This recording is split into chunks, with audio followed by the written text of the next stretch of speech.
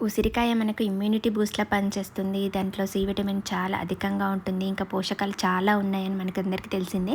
ఉసిరికాయ ఓన్లీ ఈ సీజన్‌లోనే దొరుకుతుంది కదా! ఇంకా దాంతో నేనైతే ఇంతకుముందైతే ఉసిరికాయ పులిహోర చేసేదాన్ని ఎప్పుడు.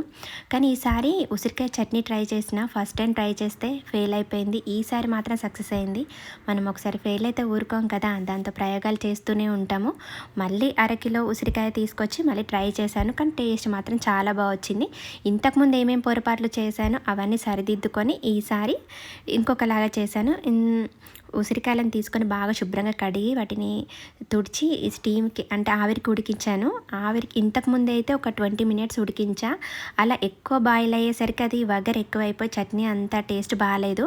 అయినా కూడా దాన్ని వేస్ట్ చేయలేదనుకోండి. 3, 4 డేస్ పప్పులో ఇంకా వేరే గ్రేవీ కర్రీలో అలా వేశాను. టేస్ట్ చాలా బాగుండే.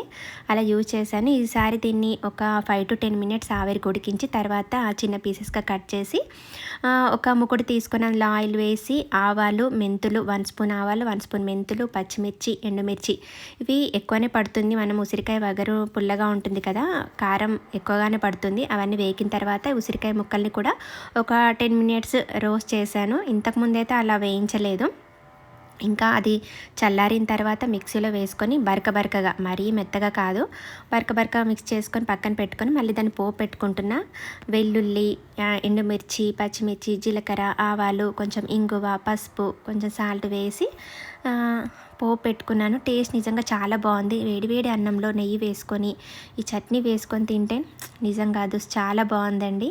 మీరు కూడా ఒకసారి ట్రై చేయండి. వీడియో నచ్చితే ఒక లైక్ చేయండి. Bye bye.